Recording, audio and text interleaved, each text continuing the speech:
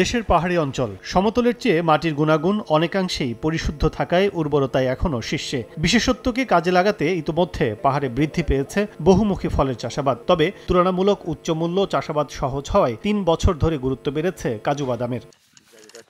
রাঙামাটির বিভিন্ন এলাকায় পাহাড়ের পর পাহাড় ভরে গেছে পুরনো ও নতুন কাজু বাদামের গাছে। পাহাড় পরিষ্কার করে একের পর এক বাগান তৈরি করছেন অনেকেই। কম পরিশ্রম, সহজেই ফসল বিক্রি ও কৃষিপণ্য হিসেবে উচ্চ মূল্যের হওয়ায় কাজু চাষে যোগ হচ্ছে নতুন নতুন পাহাড়। ৩ বছরেই নতুন গাছের ফল আশা জাগিয়েছে উদ্যোক্তাদের। কাঁচা কাজু বাদাম প্রতি কেজি ২৫০ টাকা বিক্রি হলেও প্রক্রিয়াজাত প্রতি কেজির দাম মেলে ১৪০০ থেকে ২০০০ টাকা। তবে অভ্যন্তরীণ বাজারে যৌক্তিক দাম ধরে রাখতে আমদানিতে কড়া বার্তা চান তারা। যারা ইম্পোর্ট করে নিয়ে আসেন এটাতে সরকার যেন একটু শুল্কটা যেন বাড়ায় দেয় এবং আমাদের দেশীয় কেশনারটা যেন যেটা আছে তার জন্য আমরা ভালো মূল্য পেতে পারি।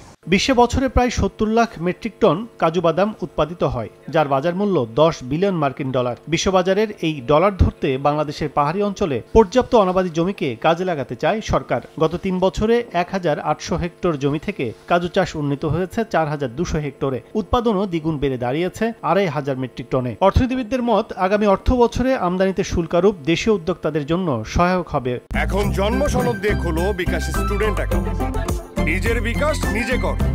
কৃষকদেরকে এভাবে ট্রেন করে তাদেরকে তৈরি করা গেলে এটা বাণিজ্যিকভাবেই বাংলাদেশ থেকে বিদেশে রপ্তানি করা যাবে এবং এটা দিয়ে অন্যান্য কৃষি আপনার এই যে খাদ্যদ্রব্য কিন্তু উৎপাদন করা যাবে এবং কাজুর ভবিষ্যৎ সম্ভাবনা কিন্তু অনেক বেশি, অনেক ব্যাপক।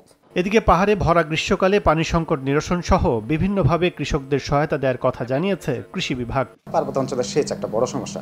এটা শুধু কফি কাজু বাদামের জন্য না, আমরা চাষিদেরকে সোলারের মাধ্যমে সেচ ব্যবস্থাপনা বলে একটা আমাদের প্রদর্শনী আছে, সেই প্রদর্শনীটা আমরা দিচ্ছি, যদিও সেটা চাহিদার তুলনায় অনেক কম। পাশে আমরা সেট আপ করছি এবং এটার যে সফলতা আছে সেটা দেখে আমরা ভবিষ্যতে চিন্তা করছি আরও এই ধরনের কোনো কার্যক্রম আমরা নিতে পারি কিনা। অভ্যন্তরীণ উৎপাদনে জোর দেওয়ার পাশাপাশি আমদানি করা কাজু বাদাম প্রক্রিয়াজাতের মাধ্যমে রপ্তানিকারক দেশের তালিকায় নাম লেখাতে চান উদ্যোক্তারা।